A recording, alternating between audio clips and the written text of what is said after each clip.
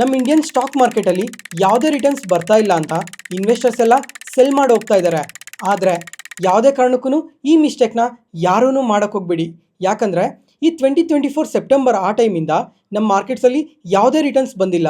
ಆದರೆ ಇದೇ ಟೈಮಲ್ಲಿ ಗ್ಲೋಬಲ್ ಮಾರ್ಕೆಟ್ಸ್ ಆದರೆ ತುಂಬ ಪಾಸಿಟಿವ್ ಆಗಿ ರಿಯಾಕ್ಟ್ ಆಗಿದ್ದಾವೆ. US ಮಾರ್ಕೆಟ್ಸ್ 25% ಪಾಸಿಟಿವ್ ಆಗಿ ಗ್ರೋ ಆಗಿದೆ.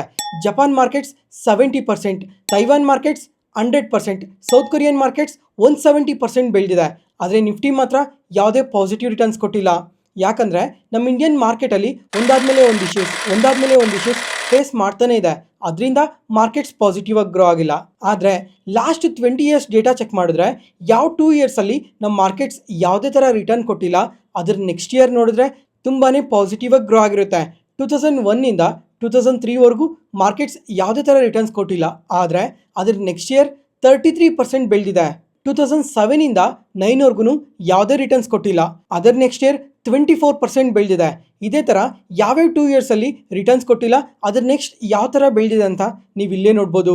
ಇದ್ರ ಬಗ್ಗೆ ನೀವೇನು ಅನ್ಕೊತಾ ಇದ್ದೀರಾ ಅಂತ ಒಂದ್ಸಲ ಕಮೆಂಟ್ ಸೆಷನಲ್ಲಿ ಕಮೆಂಟ್ ಮಾಡಿ. Thank you.